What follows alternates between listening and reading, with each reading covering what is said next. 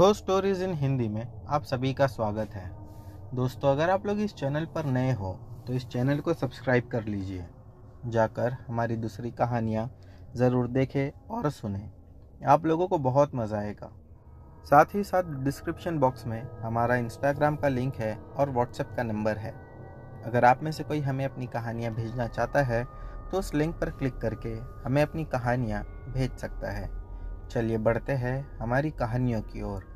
दोस्तों, हमारी जो आज की कहानी है ये हमें साहिल ने भेजी है।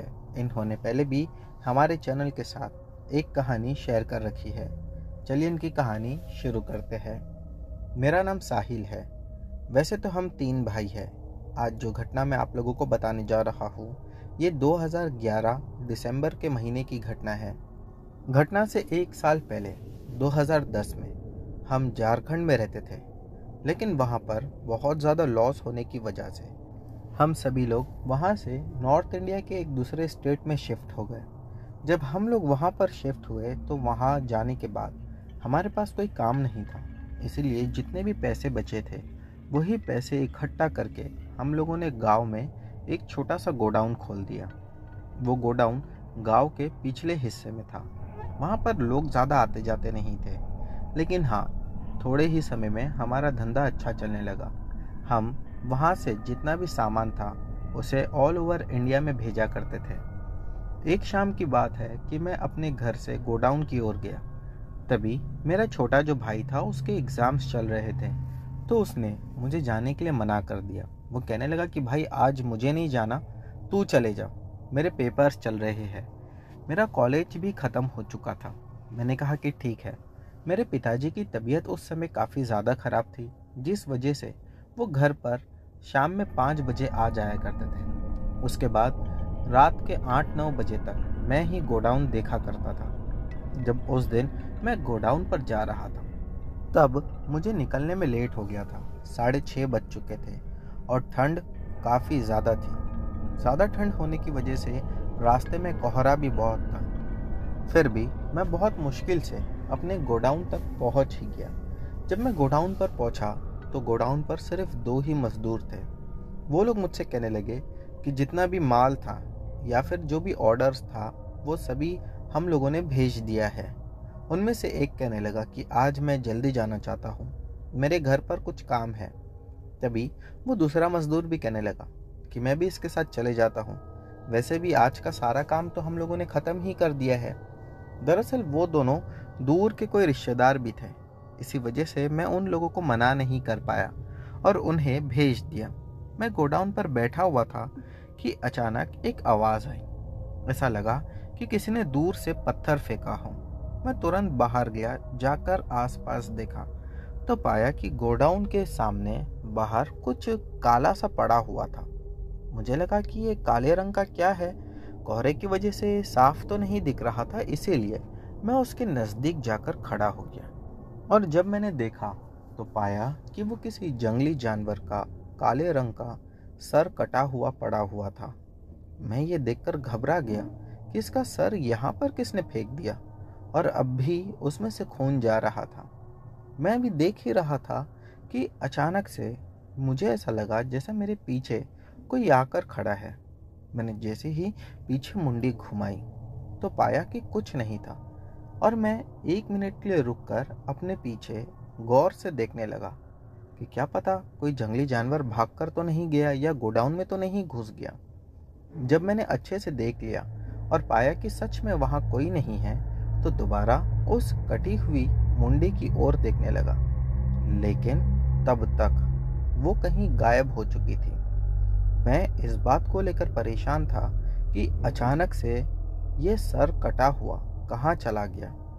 फिर भी मैंने ये सोचा कि हो सकता है कोई जंगली जानवर आकर चुपके से इसे उठा ले गया होगा और मैं गोडाउन की ओर आगे बढ़ा।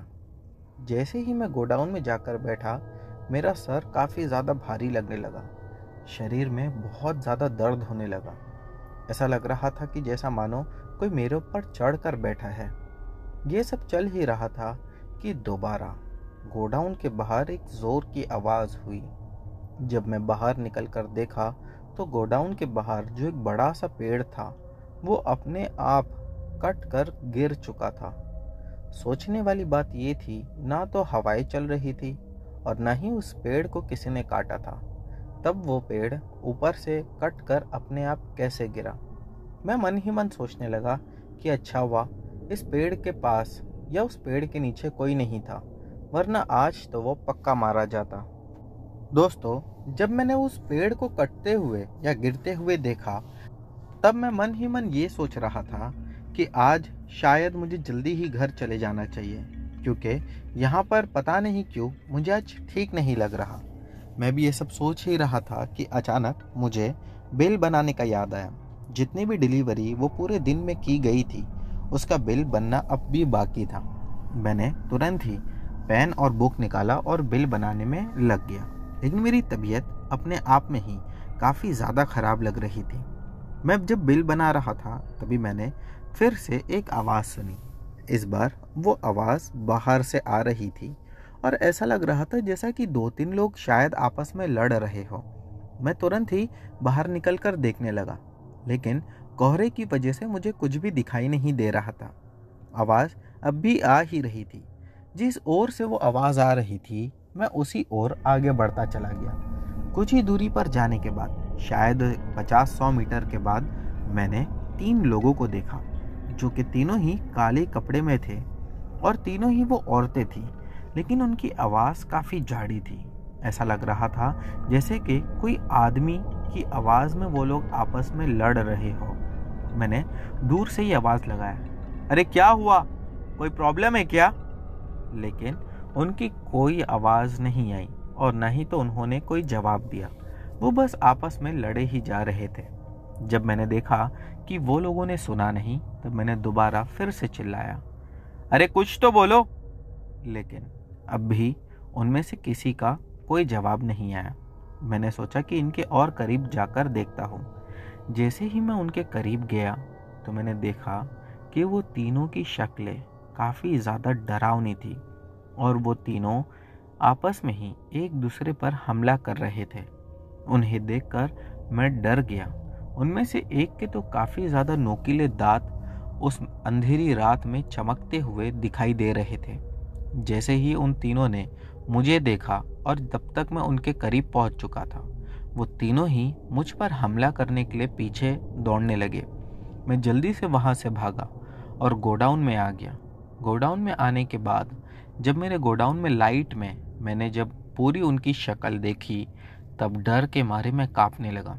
वो तीनों ही गोडाउन के बाहर खड़े हुए थे, लेकिन अंदर नहीं आ पा रहे थे। शायद उसकी एक बहुत बड़ी वजह ये थी कि हमारे गोडाउन के मेन गेट पर ही हमने भगवान की बड़ी सी मूर्ति रखी हुई थी। दोस्तों, मुझे लगा कि भगवान की वजह से ही वो लोग अंदर नहीं आ रहे हैं, और कहीं मन में ये भी सवाल उठ रहा था कि शायद ये लोग मेरे बाहर निकलने का इंतज़ार कर रहे हैं। मैं जैसे ही बाहर निकलूँगा, ये लोग मुझ पर हमला करके मुझे जान से मार देंगे। मैं काफ़ी समय तक अंदर रुका रहा। वैसे तो गोडाउन 9-10 बजे तक के बंद ही हो जाता था, लेकिन उस दिन उन 3 चुड़ैलों की वजह से मैं गोडाउन में बैठा रहा और समय बीतता ही चला गया। जब 12 रात के बज गए, तब मैंने देखा कि अब बाहर कोई नहीं था। मैंने सोचा कि क्यों ना गोडाउन को बंद करके अब घर पर चला जाता हूँ। घर मेरा वहाँ से 1 से 1.5 किलोमीटर की दूरी पर था और मैं ज़्यादातर घर से गोडाउन आने जाने के लिए बाइक का यूज़ करता था। लेकिन उस दिन मैं बिना बाइक के ही गोडाउन गया था। ये सोचा था कि खुद ही पैदल जा रहा हूँ और लौटते समय वो मज़दूर जो 2 लोग जा चुके थे, उन्हीं के साथ उनकी बाइक पर बैठकर आ जाऊँगा। लेकिन मुझे नहीं पता था कि वो दोनों जल्दी चले जाएंगे। और जैसे ही मैंने गोडाउन बंद किया और वहाँ से बाहर निकला, मैंने देखा कि वो तीनों ठीक मेरे सामने ही खड़े थे और वो लोग मुझ पर हमला करने के लिए बिल्कुल तैयार थे। उन्हें वैसा देखकर मैं तुरंत भागकर दोबारा गोडाउन खोला और उसी में जाकर बैठ गया। और अब मैं समझ चुका था कि अगर अपनी जान बचानी है तो पूरी रात इस गोडाउन में ही निकालनी होगी। अगली सुबह तक मैं उसी गोडाउन में डर के मारे बैठा रहा और सुबह होने तक मेरी तबीयत डर की वजह से और भी ज़्यादा ख़राब हो गई थी।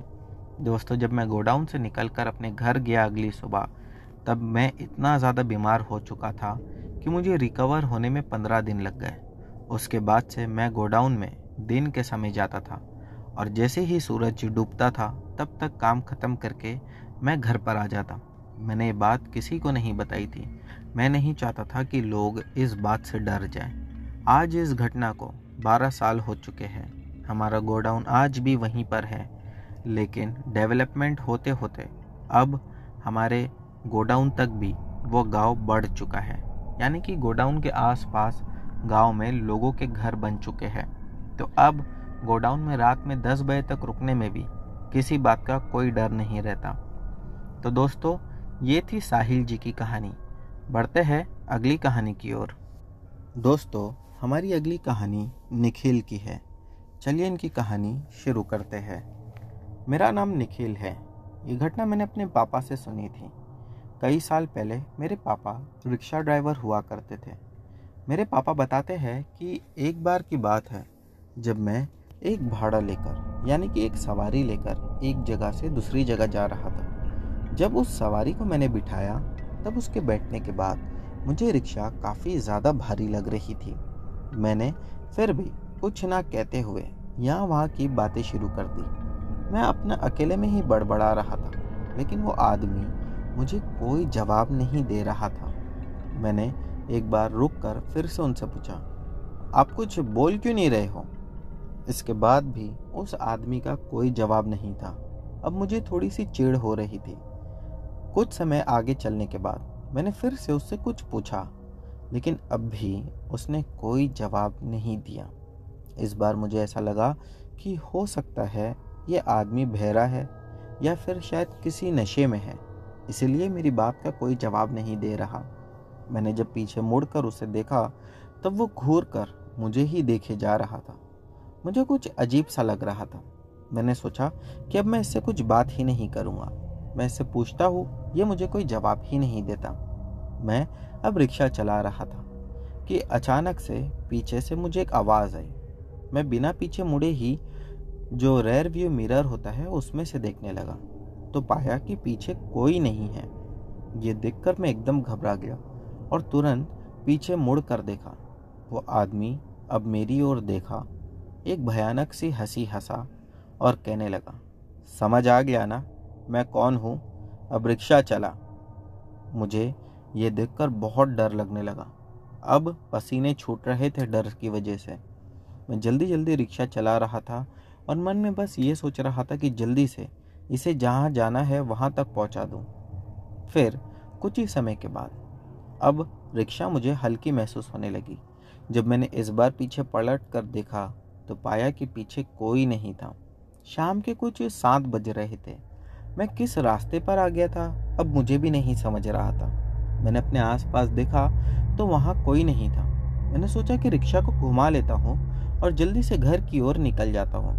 मैंने जब रिक्शा को घुमाया वहाँ से और उसके बाद रिक्शा को चलाने लगा, तभी फिर से मैंने महसूस किया जैसा रिक्शा में कोई पीछे बैठा हुआ है।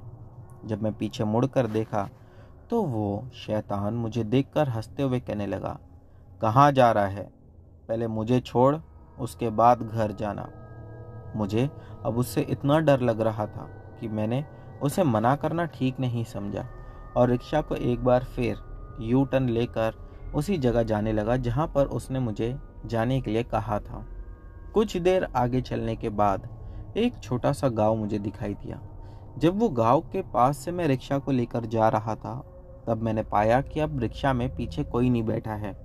मैं रिक्शा को वहीं बीच रास्ते पर छोड़कर गांव के जो घर दिख रहे थे तुरंत वहां पर भागा और एक गांव के घर का दरवाज़ा खटखटाते हुए मैंने उन लोगों को सारी बात बताई।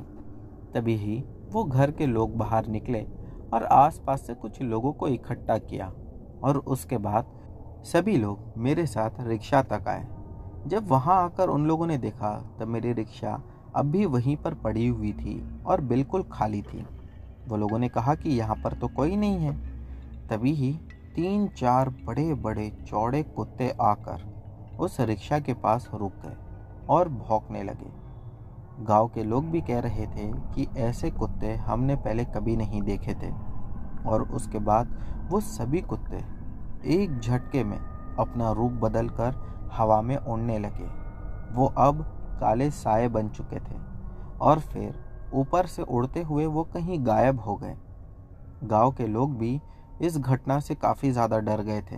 मैंने तो जल्दी से वहाँ पर से रिक्शा अपनी ली और तुरंत ही गांव के एक घर के पास जाकर रिक्शा रुका दी और मन बना लिया कि आज रात यहीं पर रुकना है, अगली सुबह में देखा जाएगा। मैं जब एक घर में जाकर सो रहा था तभी उस घर के लोग बातें कर रहे थे कि हमारे गांव के आसपास ऐसी घटनाएं कई बार लोगों ने देखी है। कुछ लोगों ने तो उस शैतान से लड़ने का दावा भी किया है और कई ऐसी रहस्यमय मौत भी हुई है जिसका आज तक कोई पता नहीं चला। तभी उनमें से एक आदमी कहने लगा कि आप यहाँ पर सो रहे हो, आपको नहीं पता आपकी वजह से आज हमारी जान को भी बहुत बड़ा खतरा है। मैंने उनसे कई बार पूछने की कोशिश की कि अगर ऐसी ही बात है तो मैं यहाँ से चला जाता हूँ और क्या खतरा है, आप लोग मुझे बताइए। लेकिन वो लोग हर सवाल का बस चुप रहने का ही जवाब दे रहे थे। तभी मैंने सोचा कि जब सब लोग सो जाएंगे तब मैं निकल जाऊंगा। और रात के कुछ 1:30 बजे के आसपास जब सभी लोग सो गए तब मैंने दरवाज़ा खोला और जैसे ही दरवाज़ा खोलकर अपने रिक्शा की ओर देखा तब पाया कि रिक्शा में अब भी वो शैतान बैठा हुआ है और मुझे देखकर हंसते हुए अपनी ओर आने का इशारा कर रहा था। ये देखना था दोस्तों कि डर के मारे मैं तुरंत उस घर में दोबारा भागकर अंदर चला गया और कड़ी लगा ली। अब मैंने सोच लिया था कि भले ही किसी भी की भी जान को खतरा क्यों ना हो, लेकिन मैं सुबह होने से पहले यहाँ से नहीं जाऊँगा। अगले दिन जब सुबह हुई तब मैं अपनी रिक्शा लेकर अपने घर पर आ गया और उस घटना के बाद रिक्शा चलाने की हिम्मत ही मुझ में से ख़त्म हो गई थी। इसीलिए मैंने रिक्शा चलाना हमेशा हमेशा के लिए छोड़ दिया। तो दोस्तों ये थी निखिल जी की कहानी। बढ़ते हैं अगली कहानी की ओर। दोस्तों हमारी अगली कहानी एक छोटी सी घटना है, चलिए वो मैं आप लोगों को सुनाता हूँ। यह बात 2012 की है। तभी मेरे जो बड़े भाई है वो ड्राइवर का काम किया करते थे और कई बार उन्हें एक स्टेट से दूसरे स्टेट जाना होता था। एक बार की बात है कि उन्हें कहीं दूर एक फैमिली को छोड़ने जाना था। वापसी में वो अकेले ही लौटने वाले थे। शाम के 6 बजे के आसपास वो अपने घर से निकल गए और उस फैमिली को अगले दिन सुबह में 10 बजे तक उनकी जगह पर छोड़ दिया। पूरी रात नहीं सोने की वजह से काफ़ी ज़्यादा थकान महसूस हो रही थी और नींद भी आ रही थी। तभी जिस फैमिली को वो लेकर गए थे उन्होंने मेरे भाई को एक कमरा दिया और कहने लगे कि आप आज रात यहीं पर आराम कर लो, आप काफ़ी ज़्यादा थक चुके हो, जब आपकी नींद पूरी हो जाए तो आप यहाँ से निकल जाना। और फिर वो सोने चले गए, लेकिन उनकी आँख शाम के 6 बजे खुली। वो उठे जल्दी जल्दी और नाश्ता किया। उसके बाद वो वहाँ से निकल गए। 7:30 बजे के आसपास वो उस जगह से निकल गए थे। अब भी उन्हें हमारे घर तक पहुँचने में 14 से 20 घंटे लगने थे। जब मेरे बड़े भाई वहाँ से गाड़ी लेकर निकले तब रास्ता तो काफ़ी अच्छा मिला, लेकिन एक जगह आकर अचानक से उनकी गाड़ी खराब हो गई। वो परेशान होकर आसपास मदद के लिए देखने लगे, लेकिन मदद के लिए कोई नहीं था। तभी उन्होंने सोचा कि आज रात शायद मुझे गाड़ी में ही निकालनी पड़ेगी, अगली सुबह में देखूंगा मैं क्या कर सकता हूँ। और फिर वो जैसे ही गाड़ी की बैक सीट पर जाकर लेटे, उन्होंने देखा कि ड्राइविंग सीट के बाजू वाली सीट पर कोई बैठा हुआ है और वो पीछे देखकर मेरे बड़े भाई को मुस्कुरा रहा है। मेरे भाई तुरंत ही उठे और उसे देखकर कहने लगे, कौन हो तुम? मेरी गाड़ी में कैसे आ गए और यहाँ क्या कर रहे हो? लेकिन उसका कोई जवाब नहीं था। वो बस देखकर मुस्कुराया और गाड़ी का दरवाज़ा खोलकर उतर गया। मेरे भाई भी तुरंत गाड़ी का दरवाज़ा खोलकर उतरे और देखने लगे कि वो क्या करता है, लेकिन फिर वो एकदम से ही कहीं गायब हो गया। वो इतना ज़्यादा डर गए कि अब उन्हें सांस लेने में भी दिक्कत हो रही थी। मेरे भाई ने भगवान का नाम लेकर गाड़ी शुरू किया और गाड़ी शुरू हो चुकी थी। हो सकता है कि शायद उस आत्मा ने ही उस गाड़ी को बंद करवा दी हो। उसके बाद जैसे ही गाड़ी शुरू हुई वो गाड़ी को दौड़ाते हुए उस हाईवे से लेकर निकल पड़े। तो दोस्तों, ये जो घटना हमें भेजी है, इन्होंने नाम बताने के लिए मना किया था, इसीलिए ये सब्सक्राइबर भाई का मैंने नाम नहीं बताया। अब बढ़ते हैं अगली कहानी की ओर। दोस्तों, हमारी अगली कहानी श्रेयास की है। चलिए इनकी कहानी शुरू करते हैं। मेरा नाम श्रेयास है। दोस्तों, आज जो घटना मैं आप लोगों को बताने जा रहा हूँ, ये हमारे गांव में हर किसी को इस घटना के बारे में मालूम है। लेकिन ये एक और बात है कि लोग अब ना ही तो उसके बारे में बात करना पसंद करते हैं और ना ही तो कोई कुछ उसके बारे में बोलता है। ये घटना मैंने अपने दादाजी से सुनी थी। बात कुछ ऐसी है कि हमारे गांव से कुछ ही दूरी पर एक घना बड़ा सा जंगल है, जहां पर कोई नहीं रहता, और उस जंगल के आसपास में भी, यानी जंगल को लगकर भी, ना तो कोई बस्ती है और ना ही कोई गांव। ये घटना आज से कई सालों पुरानी है। दरअसल उस जंगल में कहा जाता है कि एक चुड़ैल की कब्र है। कई सारे लोग ऐसा भी कहते हैं कि हम लोगों ने उस चुड़ैल की कब्र को देखा है, लेकिन जिसने भी देखा उसके बाद या तो वो पागल हो गया या वो मर गया। कुछ लोगों का ऐसा भी कहना है कि अगर वो उस चुड़ैल की कब्र को देख ले, या कोई भी व्यक्ति उस चुड़ैल की कब्र को देख ले, तो वो बहुत ज़्यादा पैसे वाला बन जाता है। कई ऐसे भी है कि उस चुड़ैल की कब्र को खोजने के लिए वो सभी लोग जंगल में जाया करते हैं, लेकिन उन्हें मिलती नहीं। हाँ, अगर जिसे मिल जाती है तो कहा जाता है कि वहाँ पर खड़े होकर अपने लिए कुछ भी मांगो तो वो चुड़ैल देती है, लेकिन बदले में वो क्या लेती है वो किसी को नहीं पता। तो दोस्तों, आज जो घटना बताने जा रहा हूँ ये उसी के बारे में है। कई साल पहले हमारे ही गांव के आसपास एक घर था जो कि अब पूरी तरह से गायब हो चुका है। पता नहीं, शायद टूट गया होगा या किसी ने तोड़ दिया होगा। कहा जाता था कि वहां पर एक बुढ़िया औरत रहती थी, जिसके पति और उसकी बच्ची की मौत एक रहस्यमय तरीके से हो गई थी। यानी कि जब वो दोनों ही सोए तो उसके बाद वो लोग कभी नहीं उठे। उस बूढ़ी औरत को यूं लगता था कि गांव के कुछ लोगों ने मिलकर उसके आदमी को और उसकी बच्ची को मारा है, काला जादू करके। इसीलिए उन दोनों की मौत के बाद वो बुढ़िया वहां पर खुद पर ही काला जादू करना शुरू कर चुकी थी। उसके 1 या 2 हफ्ते के बाद में ही उसकी भी मौत हो गई। मौत होने के बाद उसकी आत्मा गांव के लोगों के साथ बहुत बुरा व्यवहार करती थी। किसी को जान से नहीं मारती थी, लेकिन परेशान करती थी, और इस हद तक परेशान करती कि वो इंसान बेड रेस्ट पर आ जाता, उसे चोट पहुंचाती थी। कहा जाता है कि जब लोगों को इस बात के बारे में पता चला कि ये उसी बुढ़िया की आत्मा है, तो लोगों ने जाकर उसके घर को खोला और पाया कि वो अंदर मरी हुई थी। तभी किसी बाबा ने या किसी तांत्रिक ने लोगों से कहा कि इसकी आत्मा को इतनी आसानी से शांति नहीं मिलेगी। अगर चाहते हो कि सभी गांव वालों को इस दुष्ट आत्मा से या फिर इस चुड़ैल से छुटकारा मिल जाए, तो जैसा मैं बोलूं वैसा ही करना। और उसने कहा कि उसके शरीर को ले जाकर कहीं दूर जंगल में गाड़ दो। उसी के साथ उसने कुछ पोटली दी थी। कहा था कि जब इसे गाड़ो तो ये पोटली को भी उसी के साथ दफना देना। और फिर वैसा ही हुआ। जंगल में पता नहीं कहाँ जाकर लोगों ने उसके शरीर को गाड़ दिया। जब उसके शरीर को गाड़ा जा रहा था, तब गाड़ने वाले लोग ये कह रहे थे कि उसके हाथ पैर अपने आप हिलने लगे थे और उसने अपनी आंखें भी खोल दी थी। लेकिन जिसने भी गाड़ने के लिए कहा था, उसने पहले ही कहा था कि बहुत सारी दुर्घटनाओं का सामना करना पड़ेगा, लेकिन तुम लोग बिल्कुल भी बिना घबराए इसे बस कैसे भी गाड़ ही देना, क्योंकि अगर उस समय तुम में से कोई भी डर के वहां से भागा और काम को अधूरा छोड़ दिया, तो फिर इस गांव को कोई नहीं बचा पाएगा। इसीलिए लोगों ने हिम्मत जुटाकर उसे वहां पर गाड़ ही दिया और लोग वहां से आ गए। कहते हैं कि जो कोई भी अगर भटकते हुए उसकी कब्र तक पहुंच जाता था, उसके बाद वो उसे मार देती या जो उसे करना होता वो करती। एक घटना हमारे ही गांव की कुछ ऐसी ही हुई।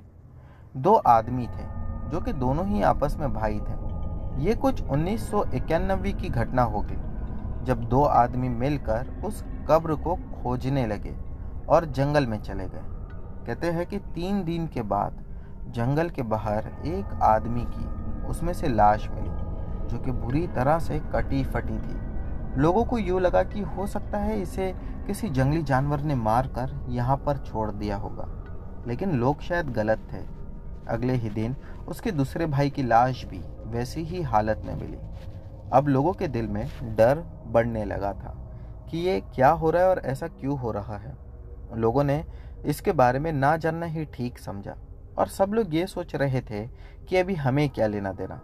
अगर जंगल में उस चुड़ैल को खोजने जाएंगे तो ऐसा तो होना ही है, लेकिन शायद वो लोग गलत थे। अब एक दिन कुछ ऐसा हुआ जिसके बाद गांव पूरा दहशत के वजह से कांपने लगा था। बात कुछ ऐसी थी कि एक शाम अचानक से गांव में एकदम बदली बदली छा गई थी, जैसा कि मानो बारिश होने वाली है, लेकिन बारिश हुई नहीं। और फिर एक आवाज उस जंगल की ओर से सभी गांव के लोगों ने सुना। कुछ लोगों ने हिम्मत करके उस जंगल में जाने का सोचा, लेकिन बाकी के लोग मना कर रहे थे, जिस वजह से वो लोग शांत हो गए। और उसी रात गांव के 3 लोग कहाँ गायब हो गए किसी को नहीं पता। उनमें से एक के बारे में कहा जाता है कि जब वो आदमी गांव में नहीं मिला तब उसके घर वाले उसी जंगल में उसे ढूंढने के लिए गए। उसके घर के 6 सदस्य उस जंगल में गए थे, जिसके बाद वो 6 के 6 गायब हो गए। गांव में उस चुड़ैल का तांडव लोगों को परेशान कर रहा था। फिर एक आदमी उसी गांव का, वो कहने लगा कि मैं जानता हूँ अब इसका समाधान क्या है। वो आदमी अपने साथ 3-4 लोगों को इकट्ठा किया और उस जगह को ढूंढने लगा जहाँ पर उस चुड़ैल को गाड़ा गया था। बहुत ढूंढने के बाद उसे उस चुड़ैल की कब्र मिल ही गई। जब उसने उस कब्र के पास जाकर देखा तो पाया कि कब्र खुदी हुई थी और उसमें किसी की लाश नहीं थी। जब उसने ये बात गांव के लोगों को आकर बताई, तब गांव के लोग और ज़्यादा डरने लगे और अपनी जान को बचाने के लिए उसमें से कई सारे तो उस गांव को छोड़कर उसी समय चले गए। लेकिन गांव में अब भी जो कुछ बचे हुए थे, जो अपना घर छोड़कर नहीं जा सकते थे, उन्हें मजबूरन वहीं रहना पड़ा। और इसीलिए इस समाधान को ढूंढने के लिए कुछ लोगों ने और मिलकर मेहनत की। दोस्तों, बताया जाता है कि धीरे धीरे पूरे जंगल में उस चुड़ैल ने अपना आतंक मचा रखा था। कुछ लोगों ने मिलकर जब जंगल के अंदर प्रवेश किया और उनके साथ एक बड़े से पुजारी जी भी गए हुए थे। जैसे ही पुजारी जी उसकी कब्र के पास पहुंचे, उन्होंने कहा कि 2 आदमी जो अपनी लालच के लिए इस चुड़ैल की कब्र को खोद दिए थे, आज उन्हीं की वजह से गांव के सभी लोग इतने ज़्यादा परेशान हैं। जितने भी लोग थे वो सभी पुजारी जी से कहने लगे कि बस हमें कैसे भी इससे मुक्ति दिलवा दो। उन्होंने कहा कि जो पोटली इसको दफनाते समय इसके साथ गाड़ी गई थी, उस पोटली को ढूंढ कर लाओ, शायद तभी ही मैं तुम लोगों को इससे छुटकारा दिला सकता हूँ। एक आदमी उनमें से कहने लगा कि उस पोटली को हम इतने बड़े जंगल में ढूंढेंगे कहाँ, आप कोई दूसरा उपाय देखिए। पुजारी जी कहने लगे कि दूसरा उपाय है, लेकिन वो बहुत खतरनाक है, उसमें आप ही लोगों को और ज़्यादा परेशानी हो सकती है। गांव के लोग इस पर मान चुके थे। पुजारी जी ने एक रात उसी कब्र के पास 3 लोगों को इकट्ठा किया और उनमें से एक आदमी को कहने लगे कि तू आज इस कब्र में जाकर लेट जा। पुजारी जी बाहर ही कब्र के ऊपर खड़े हुए थे। जब वो आदमी जैसे ही कब्र में जाकर लेटा, तब उसने एकदम से अपने बोलने का तरीका बदल दिया और वो बूढ़ी आवाज़ में, लड़खड़ाती आवाज़ में कुछ कह रहा था। पुजारी जी उससे बात करने लगे और कहने लगे कि तू गांव के लोगों के बारे में गलत सोचती है। किसी ने भी तेरे आदमी को और तेरी बच्ची को नहीं मारा है।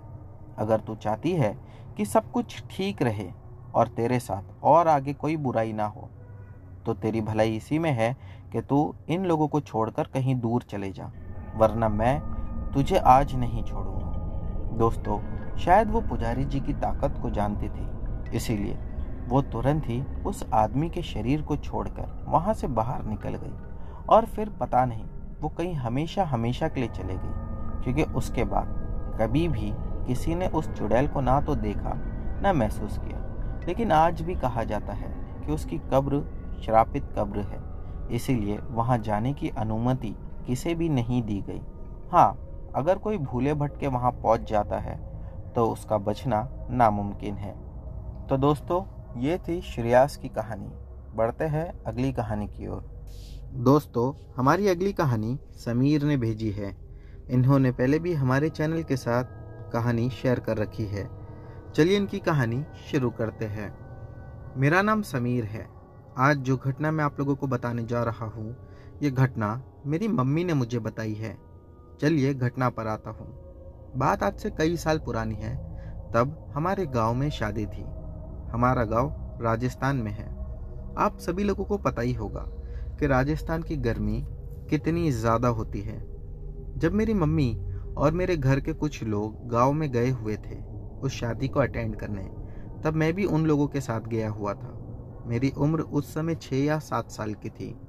मम्मी बताते हैं कि गर्मी की वजह से मेरी मम्मी और मेरी 2 मासी, ये सभी लोग दोपहर में एक दिन नहाने का सोच रहे थे। तो जब ये लोग नहाने के लिए घर के बाहर जो आंगन था वहाँ पर गए। आंगन में एक टूटा फूटा सा बाथरूम बना हुआ था, जिसकी 2 साइड की दीवारें टूट चुकी थी। तो मेरी मम्मी ने मेरी दोनों मासियों से कहा कि पहले जाकर मैं नहा लेती हूँ। मेरी मासी ने हाँ कह दी। उसके बाद मम्मी नहाने के लिए उसी टूटे से वॉशरूम के अंदर चले गई, जिसकी 2 साइड की दीवारें टूटी हुई थी। तो दोनों मासी ने एक एक तरफ से चादर को पकड़ कर रखा था। जब मेरी मम्मी नहाने के लिए गई, तभी अंदर से कुछ आवाज़ें आ रही थी। मेरी मासी ने पहली बार चिल्लाकर पूछा, अंदर अकेले किससे बात कर रही है? लेकिन मेरी मम्मी का कोई जवाब नहीं आया। जब 2 मिनट के बाद अब भी अंदर से बातें करने की आवाज़ आ रही थी, तब दूसरी मासी ने फिर से चिल्लाकर पूछा कि तू अंदर किससे बात कर रही है? अब भी मेरी मम्मी का कोई जवाब नहीं था। वो दोनों ही घबरा गए कि मम्मी तो अंदर अकेले गई थी, फिर ये आवाज़ें कहाँ से आ रही है और ये आवाज़ें कैसी है? जब दोनों ने वो चादर को हटाकर देखा तो दोनों डर गए और भागते हुए हमारे घर में आए। घर में आकर मेरी जो नानी माँ थी, उन्हें सारी बात बताई। उन लोगों ने कहा कि मम्मी अंदर बेहोश पड़ी हुई थी, जिनके हाथ पैर अकड़ चुके थे और आंखें पूरी सफ़ेद होकर ऊपर कर ली थी। मेरी नानी माँ और घर में कुछ लोग थे, उन्होंने मम्मी के ऊपर कपड़ा डालकर वैसे ही उन्हें घर में ले आया। कुछ समय के बाद जब मम्मी को होश आया और मम्मी ठीक से बात करने लगी, तो मम्मी ने बताया कि जब मैं नहा रही थी और मैंने जैसे ही अपने ऊपर पानी डालना चाहा, तभी ऐसा लगा कि मग को किसी ने पकड़ लिया है, यानी कि जिससे पानी डालते हैं। ऐसा लग रहा था कि वो मग को किसी ने दूसरी ओर से टाइट पकड़ कर रखा है। मैं आसपास देखने लगी, लेकिन उतने से बाथरूम में तो कोई भी नहीं दिखाई दे रहा था। दोपहर का समय था, तो वहाँ पर किसी बात का डर भी नहीं सता रहा था। लेकिन तभी ही पीछे से किसी के ज़ोरों से सांस लेने की मुझे आवाज़ आई और उसकी सांस की आहट मैं अपने पीछे पीठ पर महसूस कर रही थी। मैंने जैसे ही पीछे पलट कर देखा तो पाया कि एक डरावना चेहरे वाला आदमी लंबे से हाथ और नोकीले नाखून के साथ बैठा हुआ है और उसकी आंखें लाल और पीली कलर की है। वो मुझे ही घूरे जा रहा था। वो देखना था कि मैं तुरंत बेहोश हो गई।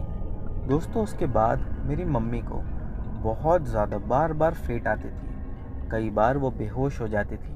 हम लोगों ने बहुत सारी जगह पर मम्मी को दिखाया, लेकिन उसका कोई इलाज ही नहीं हो रहा था। फिर एक बार की बात है कि मेरे पिताजी जो है, उन्होंने एक बाबा को बुलवाया। वो बाबा ने कहा कि मैं जानता हूँ इसके साथ क्या हुआ है।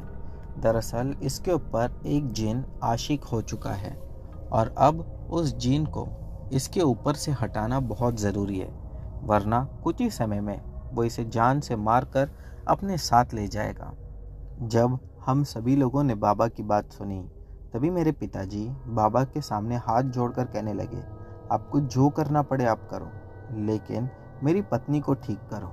वो बाबा ने कहा कि जिस जगह पर तुम्हारी पत्नी के साथ ये सब हुआ, मुझे उस जगह जाना होगा। मेरे पिताजी वो बाबा को लेकर फिर से हमारे गांव गए और जाकर उन्हें सारी बात बताई और वो जगह भी दिखा दी जहां पर मेरी मम्मी के साथ ये सब हुआ था। उसी बाथरूम से बाबा ने एक टूटा हुआ ईंट का टुकड़ा लिया और उसे लेकर वो चले गए। कहने लगे कि 3 रात तक मुझे अब कब्रिस्तान में बैठना होगा, तभी ही जाकर इससे आप लोगों का पीछा छूटेगा। और दोस्तों, 3 दिन के बाद जब वो बाबा हमारे पास आए, तब वो मम्मी के सर पर उस ईंट के पत्थर को घुमाने लगे। घुमाकर कहने लगे कि आज के बाद वो जिन तुम्हें कभी परेशान नहीं करेगा। उसके बाद मेरी मम्मी की तबीयत एकदम ठीक हो गई और फिर कभी भी हम लोगों ने मेरी मम्मी को दोबारा बेहोश होते हुए नहीं देखा। दोस्तों, हमारी अगली कहानी भी समीर ने ही भेजी है।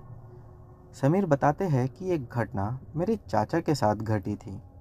ये घटना भी दोस्तों राजस्थान के उसी ही गांव की है। हुआ कुछ ऐसा था कि मेरे चाचा गर्मियों के मौसम में हमारे गांव गए हुए थे किसी काम से। जब वो वहां पर थे, तभी रात में गर्मी की वजह से वो सभी लोग छत पर जाकर सोया करते थे। चाचा बताते हैं कि जब मैं छत पर जाकर सोया, तभी मुझे अच्छी सी नींद आ रही थी। हल्की सी ठंडी हवाएं चलने लगी थी और मैं कब सो गया मुझे खुद नहीं पता चला। लेकिन जब कुछ समय के बाद मैंने कुछ महसूस किया और मेरी आँख खुली, मैंने देखा कि चारपाई जिस पर मैं सोया हुआ था वो हल्की सी हिल रही थी। ऐसा लग रहा था जैसा कि कोई उसे जानबूझकर पकड़कर हिला रहा है। मैंने नींद से पूरी तरह से आंखें खोलकर अपने आसपास देखा तो पाया कि कुछ 4-5 छोटे कद के लोग हैं जिनकी हाइट 3 या 4 फीट की होगी। उनके चेहरे काफ़ी बड़े हैं और हाथ काफ़ी ज़्यादा लंबे, जो कि ज़मीन तक टच हो रहे थे। वो 4-5 छोटे कद के आदमी या बौने मेरी खाट के चारों ओर चक्कर लगा रहे थे। जब मैंने उन लोगों को देखा तब मैं एकदम धड़पड़ा कर उठा और जैसे ही उन लोगों ने मुझे नींद से उठता हुआ देखा, तभी उनमें से वो एक बौना आदमी मेरी खाट पर ज़ोर से छलांग लगा दिया और उसके बाद वो मेरे ऊपर आकर बैठ गया। वो अपने हाथों से मेरे मुंह को दबाने लगा। शायद वो मुझे मार देना चाहता था, या हो सकता है कि वो नहीं चाहता था कि मैं वहाँ पर चीखूं, चिल्लाऊं या किसी और को बुला लूं। मैं हाथ पैर मार रहा था, लेकिन तभी जितने भी बाकी थे वो सभी लोगों ने मेरे हाथ पैर को पकड़ा 2 मिनट के लिए और उसके बाद वो सब के सब मेरे शरीर पर से हट गए। लेकिन उनके हट जाने के बाद में भी मैं खुद को 1 इंच तक नहीं हिला पा रहा था। मेरी आंखें तो अब भी उन्हीं को देख रही थी, लेकिन मैं चाहकर भी ना कुछ बोल पा रहा था, ना ही हिल पा रहा था। तभी उनमें से एक मेरे सर के पास आया और आकर मेरे सर पर अपना ठंडा सा बर्फ जैसा हाथ रख दिया, जिसके बाद मैं फिर सो गया। और अगले दिन जब मेरी आँख खुली तब मेरा शरीर पैरालाइज हो चुका था। लोगों ने आकर मुझे ऊपर से उठा के नीचे चले गए और उसके बाद कई दिनों तक मेरा ट्रीटमेंट चलता रहा। मैंने हर किसी को वो घटना बताई, लेकिन डॉक्टर्स का भी ये कहना था कि पैरालाइज में हो सकता है कि आपका ये वहम हो, या हो सकता है नींद में आपने कोई सपना देखा हो। मैंने कई बार लोगों को समझाने की, बताने की कोशिश की, लेकिन लोगों ने मेरी बात नहीं मानी। कई दिनों तक ट्रीटमेंट चलने के बाद में भी मैं पूरी तरह से रिकवर नहीं हो पाया। फिर जिस बाबा के पास मेरी मम्मी को मेरे पिताजी ने दिखाया था, उसी के पास चाचा को भी ले जाकर दिखाया। वो बाबा कहने लगे कि जिस 4-5 आदमी को आपने देखा था, वो बौने आदमी और कोई नहीं बल्कि जिन थे। फिर उन्होंने मेरे चाचा को कहा कि तुम्हें अगले 8 जुमेरात तक इस दरगाह में आना होगा। मेरे चाचा ने भी वैसे ही किया। मेरे चाचा अगले 8 जुमेरात तक उस दरगाह में जाते रहे और वो बाबा कुछ झाड़ फूँक करते रहे। उसके बाद मेरे चाचा एकदम से ठीक हो गए। दोस्तों, आज पैरालाइज तो ठीक हो गया, लेकिन फिर भी मेरे चाचा सही तरह से चल नहीं पाते हैं। तो दोस्तों ये थी हमारी आज की सभी कहानियाँ। उम्मीद करता हूँ कि आप लोगों को पसंद आई होगी। दोस्तों इनमें से जो भी कहानी आप लोगों को अच्छी लगी हो उसके बारे में नीचे कमेंट सेक्शन में लिखना मत भूलना। चैनल पर नए हो तो बिना सब्सक्राइब किए मत जाना। मिलते हैं हमारी अगली वीडियो में।